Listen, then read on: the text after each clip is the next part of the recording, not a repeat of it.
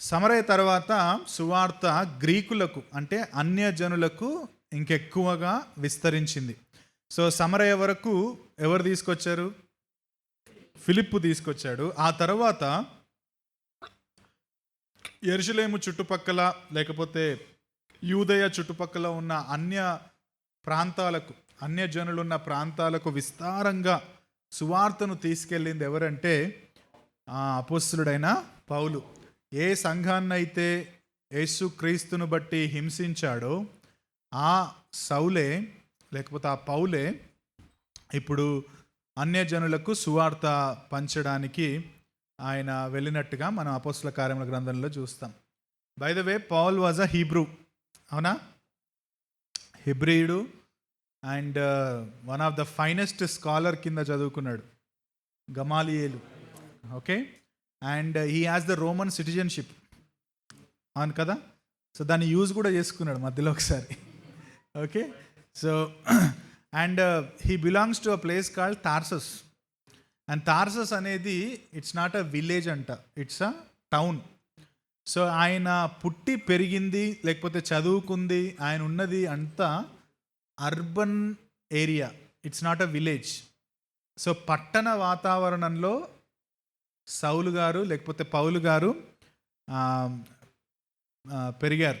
So దమస్కులో యేసు ప్రభువును ఆయన encounter అవ్వడం, ఆ తర్వాత 3 మిషనరీస్ చేయడం, అంతియోకేయలో ప్రారంభమైన ఆయన పరిచర్య లేకపోతే ప్రయాణం ఎక్కడ ముగిసింది? రోమా 28 ఆయన ఆ ప్రయాణమై వెళ్తూ చివరికి రోమా 3 మిషనరీస్ జర్నీస్ ఆయన చేస్తూ వెళ్ళాడు. ఓకే, సో ఆయన ప్రీచింగ్ స్టైల్ లేకపోతే ఆయన మినిస్ట్రీ స్టైల్ చూస్తే, సో మెయిన్గా ఆయన చేసిన పరిచర్య అంతా పట్టణాల్లో చేశాడు. మీకు తెలుసా, కొరింతు, ఎఫెసస్, కొలసీకి ఎప్పుడు వెళ్ళలేదు. బై ద వే, కొలసీకి వెళ్ళకపోయినా కొరింతు, ఎఫెసస్, అంతియోకయ, ఇవన్నీ కూడా they are not small villages, port cities and కొంచెం పెద్ద పట్టణాలు, maybe Hyderabad, Vijayawada, Vizag. Okay, so ఆ సెన్స్లో అటువంటి ఎక్కువ ప్రజలు, ఎక్కువ ట్రేడింగ్ ఉన్న ప్రాంతాల్లో మొట్టమొదటిగా అపోస్తలుడైన పౌలు గారు పరిచర్య చేశారు. అక్కడికి వెళ్ళి సువార్త చెప్పిన తర్వాత ఆ సువార్తను అంగీకరించిన ప్రజలు ఏం చేశారంటే చుట్టుపక్కల ఉన్న విలేజెస్కి వెళ్ళారు. And that is what actually we're following. మనం కూడా పరిచర్య ఆ విధంగానే చేస్తున్నాం. We're influencing town people so that from the towns we can go to the villages. Okay, it is a model of apostle Paul. And ఆయన every time పట్టణానికి పోయినప్పుడు కూడా ఆయన స్ట్రాటజీ ఏంటంటే అంటే తెలుసా, మీరు మనం అపోస్తల కార్యం గ్రంథంలో చూసినా మనకు తెలుస్తుంది. పట్టణంలో ఫస్ట్ ఆయన పోయేది ఎక్కడికంటే సమాజ మందిరానికి, సినగాగ్స్కి వెళ్ళేవాడు. ఓకే, సినగాగ్స్లో ఎవరుంటారు? యూదులు ఉంటారు. సో ఈవెన్ పౌలు కూడా తన పరిచర్య పోయినప్పుడు 1:8ని ఫాలో చేశాడు. మొదట యూదులకు సువార్త చెప్పాడు. అక్కడ ఎక్కడైతే అపోజిషన్ వచ్చిందో, సినగాగ్స్లో చెప్పినప్పుడు కొంతమంది ఆయనను అంగీకరించలేదు, కొంతమంది ఆయన మీదకి ఎగబడ్డారు, సో ఆయనకు వ్యతిరేకత వచ్చిందో, then he move to gentiles దగ్గరికి వెళ్ళి డైరెక్ట్గా ఆయన అన్యులకు చెప్పడం మొదలుపెట్టాడు. That was the strategy. మీరు క్లోజ్గా రిలేట్ అయ్యి చూస్తే ఆయన ఆ విధంగానే వివిధ ప్రాంతాల్లో పరిచర్య చేశాడు. ఆయన ఫస్ట్ వెళ్ళి సువార్త చెప్పాడు, తర్వాత వెళ్ళిపోయాడు, తర్వాత మళ్ళీ అదే ప్లేస్కి వచ్చాడు. వాళ్ళు అక్కడ 5-6 మంది, 10 మంది, 15 మంది గ్యాదర్ అవుతే వాళ్ళను ఎంకరేజ్ చేశాడు. కొన్నిసార్లు అక్కడ నెలలు ఉన్నాడు, కొన్నిసార్లు సంవత్సరాలు ఉన్నాడు. చర్చ్ మొదలుపెట్టాడు. ఆ చర్చ్లో బిషప్స్ని అంటే పాస్టర్స్ని, పరిచారకులను నియమించాడు. అయిపోయింది, మీరు సెల్ఫ్ గవర్నింగ్ చేసుకోండి అన్నాడు. ఆయన అక్కడి నుంచి ఇంకొక ప్లేస్కి వెళ్ళాడు. సో పాల్ మినిస్ట్రీ అంతా preaching the gospel, encouraging people, planting the churches, appointing the elders and then moving on. So itinerant పరిచర్య ఎక్కువగా అపోస్తలుడైన పౌలు గారు మనం చూసినట్టుగా మనం చూస్తాం. సో త్రూ అవుట్ ఆయన జర్నీలో ఎక్కడ కూడా ఓన్గా చేసినట్టుగా కనబడదు పౌలు గారి పరిచర్యలో. He always depended and sensitive to the spirit of God. పరిశుద్ధాత్మ ఒకవేళ ఆ ప్లేస్కు పోవద్దు అని అనిపించి ఒకవేళ ఆ భారాన్ని ఇస్తే పోలేడు.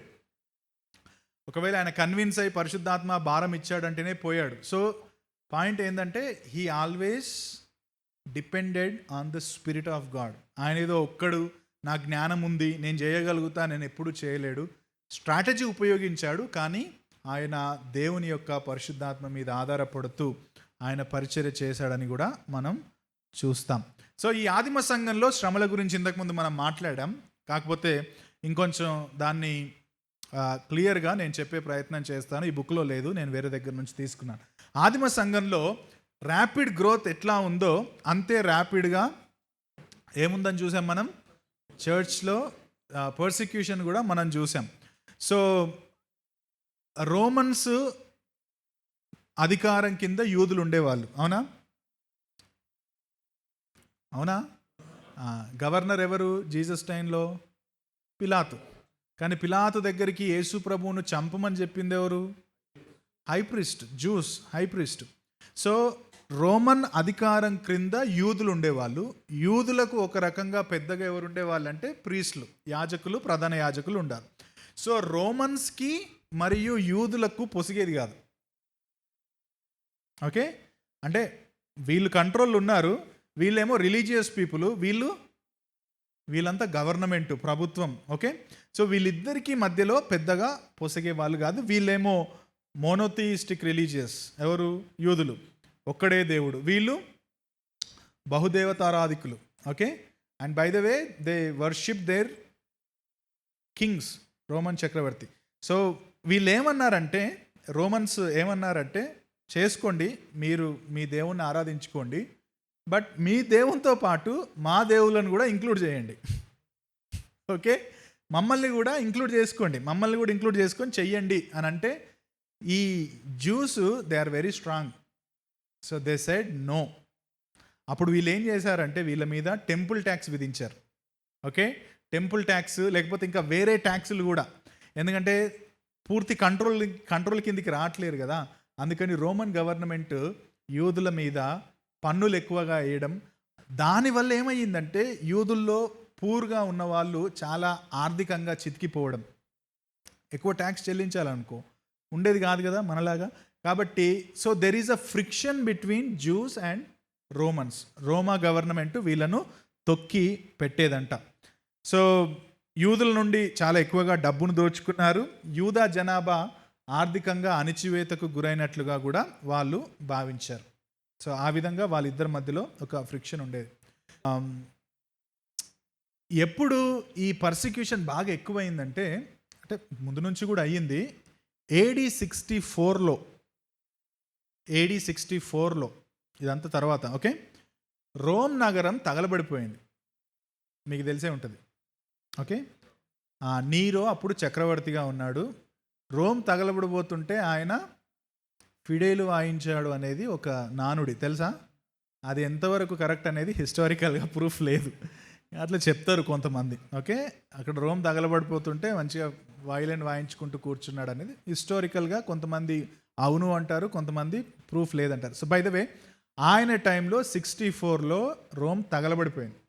3 డిస్ట్రిక్ట్స్ కంప్లీట్గా నాశనం అయిపోయాయి. టోటల్గా 14 డిస్ట్రిక్ట్స్ అఫెక్ట్ అయినాయి. ఓకే, సో అక్కడున్న కొలోసియం మ్యూజియం ఏదైతే ఉందో దాని పక్కన ఉన్న చిన్న చిన్న దుకాణాల్లో చిన్న అగ్గి రాజుకుంది. ఆ అగ్గి ప్రాపర్ ప్లానింగ్ లేకపోవడం వల్ల, పరదాలతోటే కట్టుకునే వాళ్ళు కాబట్టి అది మొత్తం అంతా వ్యాపించింది, రోమ్ నగరం మొత్తం తగలబడిపోయింది అనేది ఒక హిస్టారికల్ ఆర్గ్యుమెంట్. అయితే రోమ్ అప్పుడు దానికి చక్రవర్తిగా నీరో ఉన్నాడు. సో ఈ బ్లేమ్ నీరో మీదికి వస్తే బాగుండదు, నీరోకి అది ఆయన రాజ్యానికి, ఆయన కుర్చీకి ప్రాబ్లం అని చెప్పి నీరో దాన్ని క్రిస్టియన్స్ మీదికి మరల్చాడు. సో హీ బ్లేమ్డ్ క్రిస్టియన్సే ఈ మంట రగిల్చారు అని చెప్పి క్రిస్టియన్స్ని ఘోరంగా హింసించి చంపేశాడు. This was in AD 64. Okay, క్రిస్టియన్స్ని చంపాడు. తర్వాత ఆ రూయిన్స్ ఏవైతే ఉన్నాయో దాని మీదనే మళ్ళీ కొత్తగా కట్టుకున్నాడు. దాన్ని డోమస్ ఆరియా అని అంటారు. గోల్డెన్ హౌస్ అని పేరు. Okay, golden house, Domus Aariya అంటారు. అప్పటి నుండి క్రిస్టియన్స్ మీద పర్సిక్యూషన్ ఎక్కువైంది. మనోడు ఆల్రెడీ స్టార్ట్ చేసిండు, అది కంటిన్యూ అయింది. ఓకే, కానీ జ్యూస్లో ఈ మాట వినండి, ఇది మీకు తెలుసో లేదో తెలీదు. జ్యూస్లో కూడా ఒక సెక్ట్ ఆఫ్ పీపుల్ రోమన్స్కి వ్యతిరేకంగా పోరాడారు. వాళ్ళనే జెలోట్స్ అంటారు. ZEALOTS.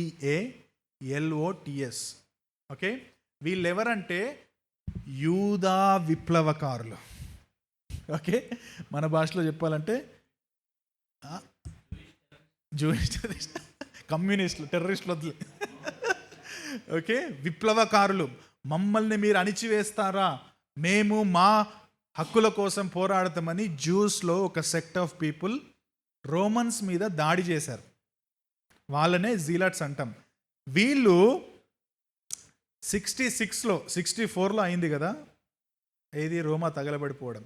66లో కైసరియాలో వాళ్ళ తిరుగుబాటు ఉద్యమాన్ని ప్రారంభించారు. అది చాలా ప్లేసెస్కి వ్యాపించింది.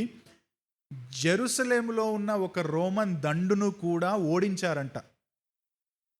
ఎవరు? జెలట్స్. సో అంతగా ఈ సెక్ట్ ఆఫ్ గ్రూపు బాగా రైజ్ అయ్యింది. సో ఇది రోమన్ చక్రవర్తికి లేకపోతే రోమా అధికారులకు తెలిసింది. ఆయన పేరు, ఆ తిరుగుబాటును అణిచేయడానికి ఆయన పేరు general Vespasian. General Vespasian. Zealots చాలా ఎక్స్ట్రాలు చేస్తున్నారు, తిరుగుబాటు చేస్తున్నారు, వాళ్ళను చంపండి అని చెప్పి జనరల్ వెస్పాపియన్ పంపబడతాడు చక్రవర్తి ద్వారా. సో అతడు మెల్లగా గలీలియా అండ్ యూదయాని ఆయన మళ్ళీ కంట్రోల్లో తీసుకుంటాడంట. 69 ADలో ఇదే వెస్పాసియన్ చక్రవర్తి అవుతాడు. ఓకేనా, ఇక్కడ జనరల్ ఉండే అక్కడికి చక్రవర్తి అవుతాడు. ఆయన తన కొడుకైన, ఈ పేరు గుర్తుపెట్టుకోండి, టైటస్. ఈ టైటస్ని ఆయన మళ్ళీ ఎవరి మీదకి పంపుతాడంటే జెలట్స్ మీదకి లేకపోతే యూదుల మీదకి పంపుతాడు.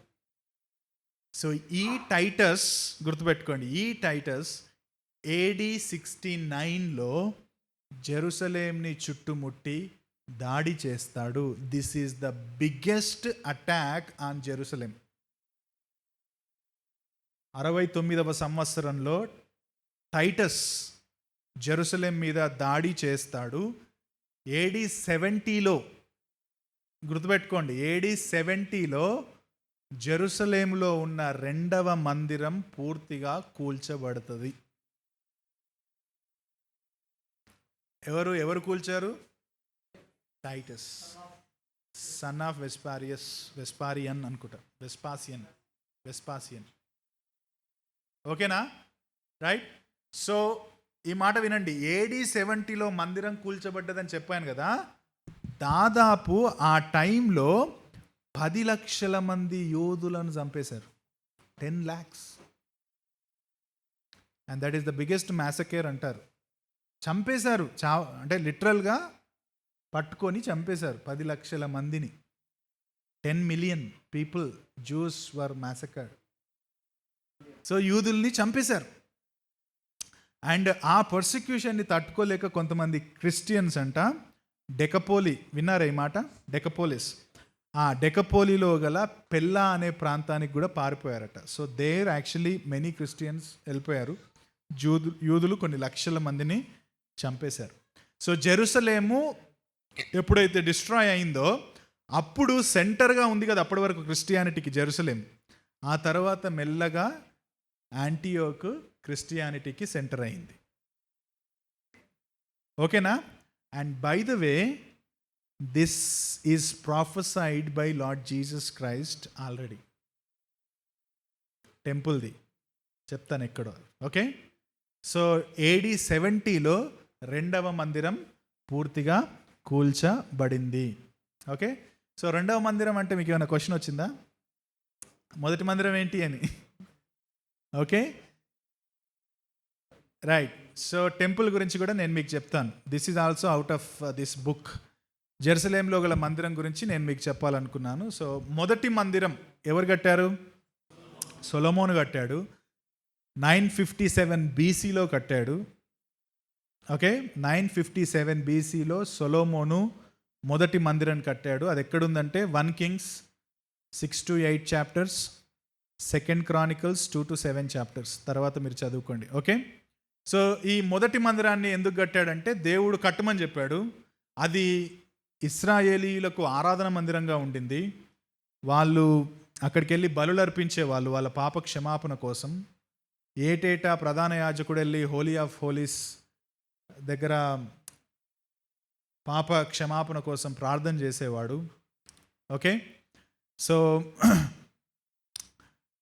దేవుడు ఆ హోలీ ఆఫ్ హోలీస్లో ఏముంది, మందసం, అక్కడ నేను ఉంటాను, నన్ను వచ్చి మీరు అక్కడ ఆరాధించండి అని చెప్పాడు. కాబట్టి సొలొమోను అది ఆ విధంగా కట్టాడు. ఎప్పుడు నాశనమైంది ఫస్ట్ మందిరం? వెరీ గుడ్, అది 586 బీసీ. బబులోన్ రాజైన నెబుకద్నెజరు దాన్ని డిస్ట్రాయ్ చేశాడు. దాని తర్వాత ఏమైంది? యూదులందరూ చెరలోకి వెళ్ళిపోతారు. బబులోను చెరలోకి వాళ్ళు వెళ్ళిపోవడం మనకు తెలుసు హిస్టరీలో. Okay, this is Old Testament history, right? Then comes the second temple. దీన్నే యూదులు చెర నుండి వచ్చిన పిదప, బై ద వే ఈయన కట్టడు, ఈయన దాన్ని ఎక్స్పాండ్ చేస్తాడు తర్వాత. యూదులు చెర నుండి వచ్చిన పిదప 538 బీసీలో ఈ సెకండ్ టెంపుల్ బిల్డ్ చేస్తారు, చెర నుండి వచ్చిన తర్వాత.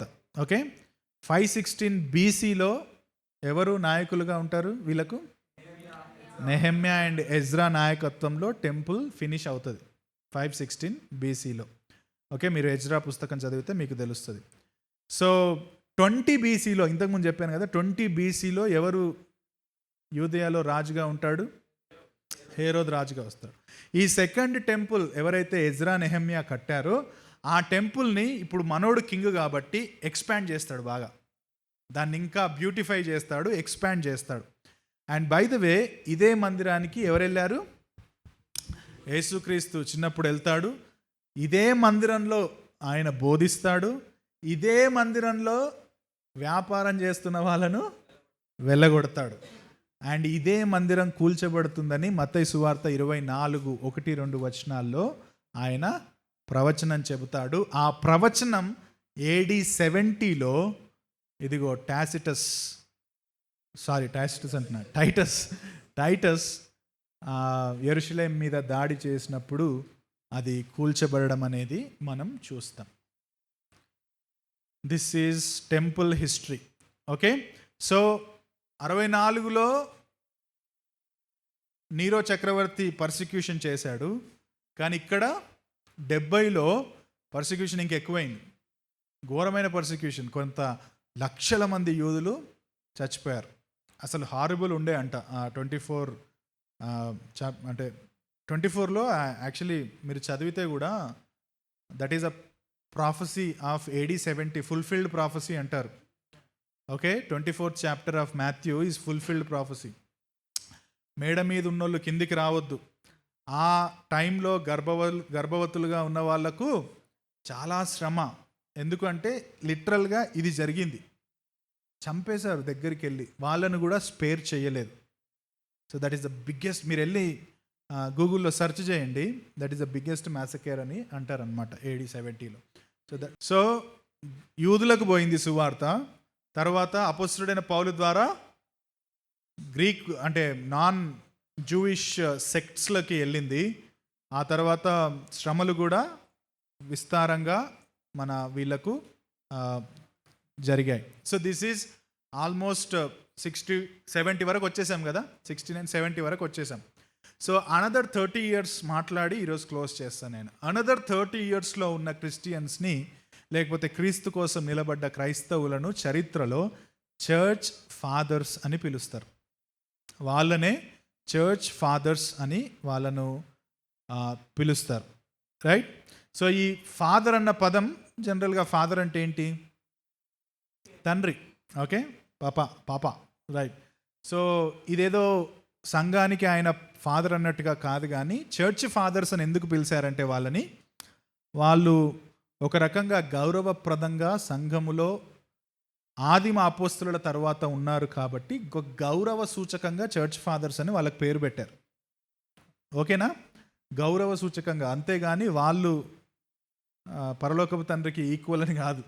అర్థమైందా? గౌరవ సూచకంగా. సో ఈ ఆదిమ సంఘం ఏమిచ్చింది అంటే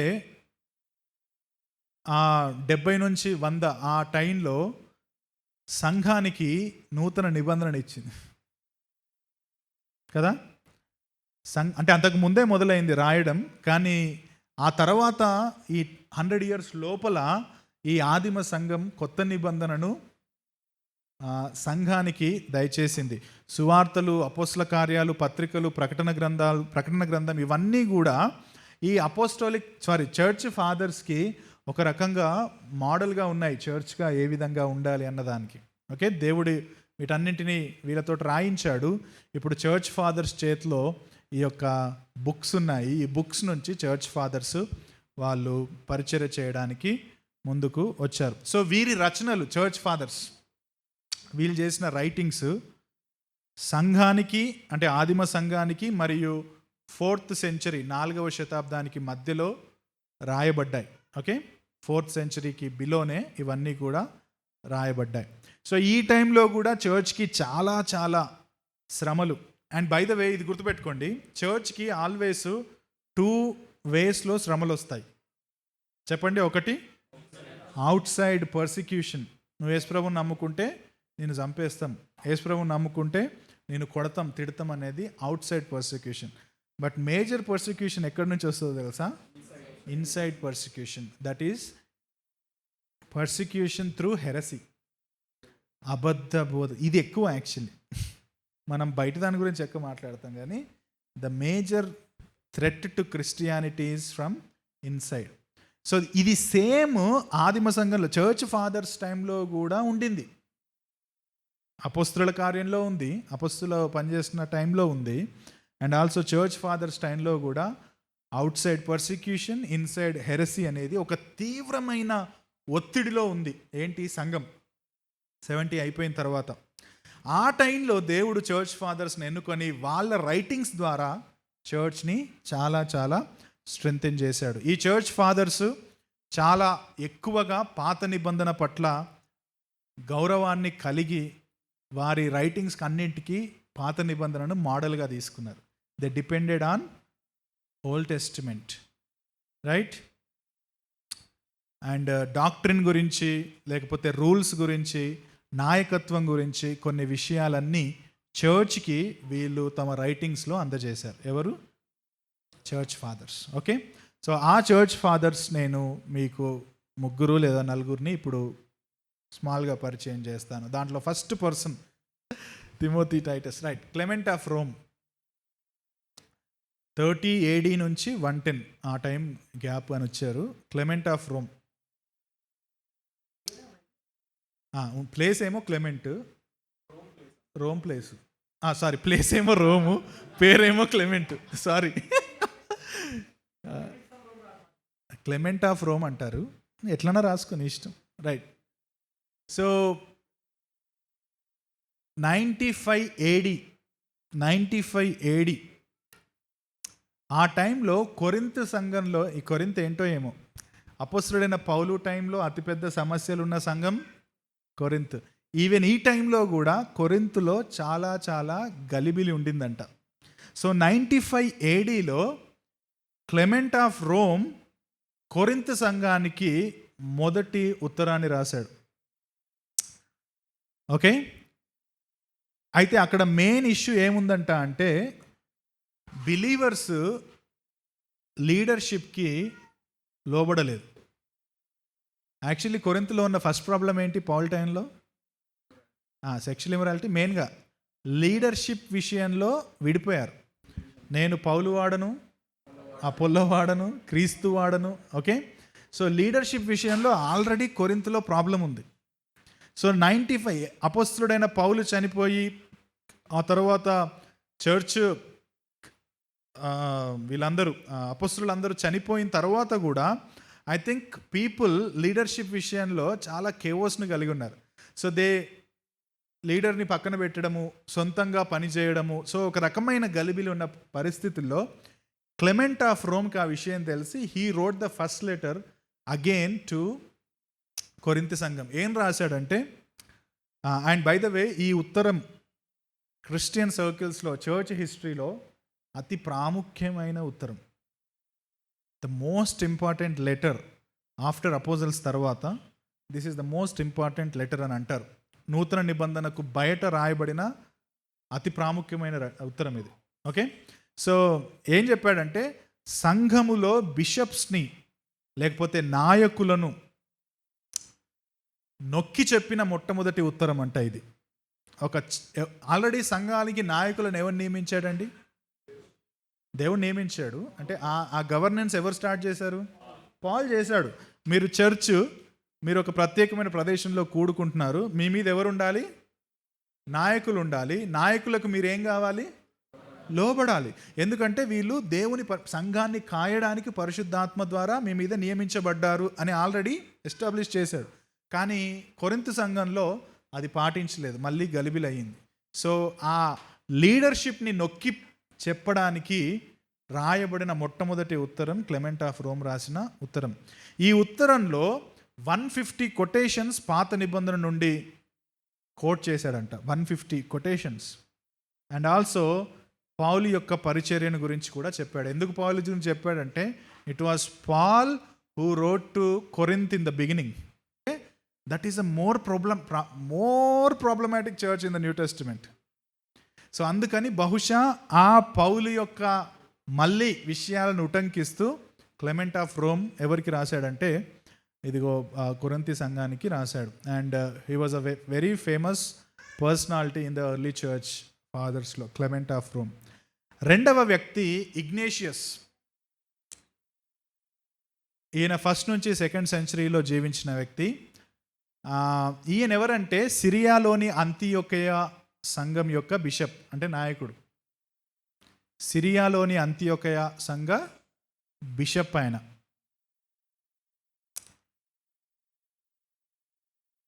ఓకే, బిషప్ అంటే నాయకుడు, పాస్టర్ అని మీకు తెలుసు అనుకుంటా కదా. పాస్టర్ అన్నా, బిషప్ అన్నా, ఎల్డర్ అన్నా అందరూ ఒక్కరే. ఓకే, అప్పట్లో ఎక్కువగా బిషప్ అని వాడారు కాబట్టి నేను కూడా అదే వాడుతున్నాను. సో సంఘ నాయకుడు. బై ద వే, ఇగ్నేషియస్ తన క్రైస్తవ సాక్ష్యాన్ని బట్టి అరెస్ట్ చేయబడి చక్రవర్తి ముందు ఆడే ఆటలు, జంతువుల మధ్యలో మనుషులను విసిరేసి, తెలుసు కదా, సినిమాలు చూస్తారా, కొన్ని మూవీస్లో చూపిస్తారు, గ్లాడియేటర్. ఓకే, సో పెద్ద మ్యూజియం, కొలోజియం ఉంటుంది, ఓపెన్ చేస్తారు, సింహాలు వస్తాయి, ఆ సింహాల మధ్యలోకి మనుషుల్ని పంపించేస్తారు. సో సింహాలు మనుషులను పరిగెత్తించి చంపుతుంటే ఆ కొలోసియంలో కూర్చున్న ప్రజలందరూ దాన్ని చూసి తాగుతూ సెలబ్రేట్ చేసుకుంటారు. అది ఎక్కడ జరిగేదంటే రోమ్లో జరిగేది. సో అటువంటి ఆటలు ఆడేవాళ్ళు అన్నమాట, మీరు చూస్తే తెలుస్తుంది. ఓకే, సో ఆ విధంగా చంపబడడానికి రోమ్కి పంపబడిన సంఘ కాపరి Ignatius. He was sent to Rome to be killed during the games. ఆ గేమ్స్ మధ్యలో చంపబడడానికి పంపించిన వ్యక్తి. సో ఈయనకు ఒక వెసులుబాటు కలిగించారు రోమ్కి పంపడానికి. నువ్వు వెళ్తా ఉంటే మధ్య మధ్యలో నువ్వు ఎవరినైనా కలవచ్చు. సో ఆయన ఏం చేశాడంటే, దారి మధ్యలో ఆయన ఎక్కడ వెళ్తుంటే అక్కడ ఎక్కడైతే సంఘం ఉందో వాళ్ళందరితో ఆయన కలిశాడు. కొందరికి ఉత్తరాలు రాశాడు.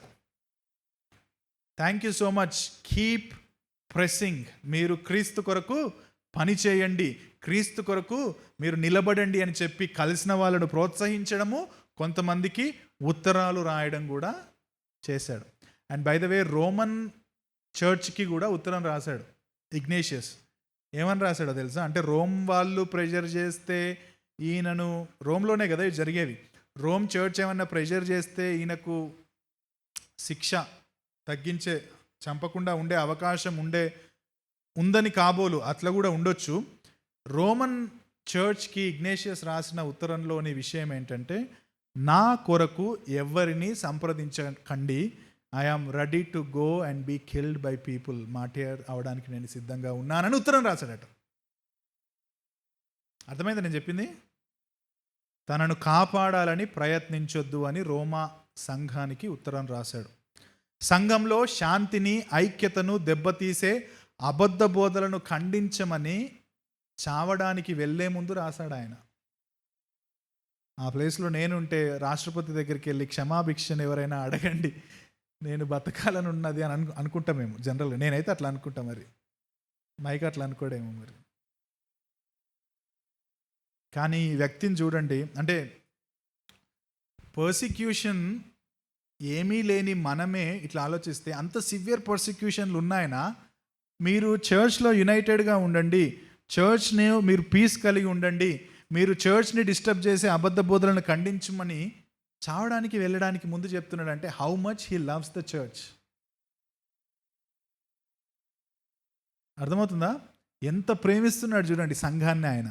సంఘంలో మీరు ఐక్యంగా ఉండాలని చావడానికి ముందు వెళ్ళి ఆయన చెప్తున్నాడు. ఈయన కూడా సంఘంలో గల బిషప్పులను వారికి విధేయత చూపడాన్ని ఆయన నొక్కి చెప్పాడు. బై ద వే, ఇక్కడ బిషప్ అంటే వీళ్ళెవ్వరూ ఈ రోమన్ క్యాథలిక్ బిషప్ సిస్టమ్ని అక్నాలెడ్జ్ చేస్తున్నట్టు కాదు. ఓకే, ఇది వేరే. సో వాళ్ళను బిషప్లు, పోపులు వీళ్ళు సమర్థిస్తున్నట్టు కాదు ఇక్కడ, రైట్? కానీ సంఘం మీద ఉన్న నాయకులకు మీరు విధేయులై ఉండుడి. ఐ థింక్ ఈ ఇద్దరిది చదివిన తర్వాత నాకు అర్థమైంది ఏంటంటే, ఎర్లీ సెంచరీలో పీపుల్ నాయకులకు లోబడడాన్ని నిర్లక్ష్యం చేశారు. చాలా చర్చెస్లో చాలా నిర్లక్ష్యం చేశారు. కానీ వీళ్ళిద్దరి చదివిన తర్వాత అర్థమైందంటే, వాళ్ళు రాసిన లెటర్లో ప్రధానమైన ఉద్దేశం obedient to your leaders, obedient to your leaders. And Catholic అన్న పదాన్ని ఫస్ట్ టైం వాడింది కూడా ఇగ్నేషియస్ అట. క్యాథలిక్ అన్న పదం, బై ద వే, క్యాథలిక్ అంటే తప్పు కాదు. రోమన్ క్యాథలిక్ని మనం ఖండిస్తాం, కానీ క్యాథలిక్ అన్న పదానికి అర్థం ఏంటంటే సార్వత్రిక. కాబట్టి క్యాథలిక్ అన్న పదాన్ని వాడొచ్చు, నో ప్రాబ్లం. రోమన్ క్యాథలిక్ తోటే మనకు problem. Okay, first Clement of Rome, second is Ignatius, and the third and final is Polycarp. Is 69 to 150 or 160, 69 to 155 or 160. Okay, ఎవరు? AD 150, అదే చెప్తున్నా. పాలికార్ప్, ఎస్, ఈ యోహాను యొక్క ప్రియమైన శిష్యుడు పాలికార్ప్. ఈయన పాస్టర్ ఎక్కడ అంటే స్మిర్నా. ఓకే, తెలుసు కదా స్మిర్నా అన్న పదాన్ని విన్నారా? స్మిర్నా బైబిల్ చర్చ్కి చార్ల్స్ పాస్టరు, ఇక్కడ ఒరిజినల్ స్మిర్నా చర్చ్కి పాలికార్ప్. Okay, right. 110 ADలో ఈయన ఫిలిప్పీ సంఘానికి ఉత్తరం రాశాడు. ఏమని రాశాడు? ఫిలిప్పీ క్రైస్తవులారా, బై ద వే, ఉత్తరాలు ఒక సంఘానికి రాస్తే అన్ని సంఘాలకు వెళ్తాయి. సో ఒక సంఘానికి రాశాడంటే ఒక్క సంఘానికైనా కాదు, రొటేషన్ అయితే అన్నమాట. మీరు యథార్థంగా జీవించాలి, మంచి పనులు చేయాలి, మరణం వరకు నమ్మకంగా ఉండాలని వారిని హెచ్చరించాడు. యథార్థంగా జీవించాలి, మంచి పనులు చేయాలి, మరణం వరకు నమ్మకంగా ఉండాలి. ఈయన ఇగ్నేషియస్ లాగా చర్చ్ పాలసీ మీద పెద్దగా శ్రద్ధ చూపలేదు. ఓకే, సో వీళ్ళిద్దరూ చర్చ్ పాలసీ మీద ఏమని, మీరు ఇట్లా నాయకులు ఉండాలి, పొలైటీ మీద, చర్చ్ పాలిటీ మీద కూడా ఉంది, నాయకులు ఉండాలా, ఇట్లా వ్యవస్థ ఉండాలా, మీరు వీళ్ళు ఇగ్నేషియస్ అండ్ క్లెమెంట్ అట్లా చేశాడు. కానీ పాలికార్ప్ ఎక్కువగా క్రైస్తవుల అనుదిన జీవితాన్ని బలపరచడం మీద శ్రద్ధ పెట్టాడు. మీరు ఎట్లా క్రీస్తుకు సాక్షులుగా వ్యక్తిగతంగా ఉండాలి, ఏ విధంగా సువార్త చెప్పాలి, ఏ విధంగా యథార్థంగా జీవించాలి, క్రీస్తు కొరకు మంచి పనులు ఎట్లా చేయాలి. సో అనుదిన జీవితంలో చేసే పనులను పాలికార్ప్ ఎక్కువగా నొక్కి చెప్పాడు. బై ద వే, ఎట్లా చచ్చిపోయాడో తెలుసా పాలికార్ప్? మనం లాస్ట్ టైం పాలికార్ప్ గురించి ఒక దగ్గర మాట్లాడాం. ఏం చదువుకునే ఫనీ చెప్తా ఒకసారి. చంపడానికి వచ్చిన వాళ్ళను కూడా కూర్చోబెట్టి వాటర్ ఇచ్చి భోజనం పెట్టాడు. ఆయన చంపడానికి వచ్చిన వాళ్ళను కూడా భోజనం పెట్టి, భోజనం అయ్యాక వెళ్దాం, తర్వాత నన్ను తీసుకెళ్ళండి అని చెప్పి ప్రేయర్ టైం, రైట్, ప్రేయర్ చేసుకొని వస్తానని 1 అవర్ ప్రేయర్ టైం అడిగి ప్రార్థన చేసి తర్వాత వాళ్ళతో పాటు వెళ్ళాడు. ఆయనను ఐ థింక్ సజీవంగా కాల్చేశారు, గుంజగట్టి కాల్చారు. మరి మొత్తానికి he was burnt at stake. So మరణానికి ముందు యేసుక్రీస్తును కర్సు చేయి, యేసుక్రీస్తును తిట్టు, యేసుక్రీస్తు ఏం చేశాడు నీకు అని చెప్తే ఆయన అన్న మాట ఏంటంటే 86 సంవత్సరాలుగా, మేబీ అప్పుడు ఈ వాజ్ 86 కావచ్చు, లేకపోతే పరిచర్యలో 86 సంవత్సరాలు ఉండవు, యేసుప్రభుని నమ్ముకుని 86 సంవత్సరాలు అయిందో తెలియదు, కానీ 86 సంవత్సరాలుగా ఆయనను నేను సేవిస్తున్నాను, నాకు ఏమాత్రం హాని చేయని నా క్రీస్తుకు విరోధంగా నేను మాట్లాడలేను అని చెప్పి ఆయన యేసుక్రీస్తు కోసం చచ్చిపోయాడు.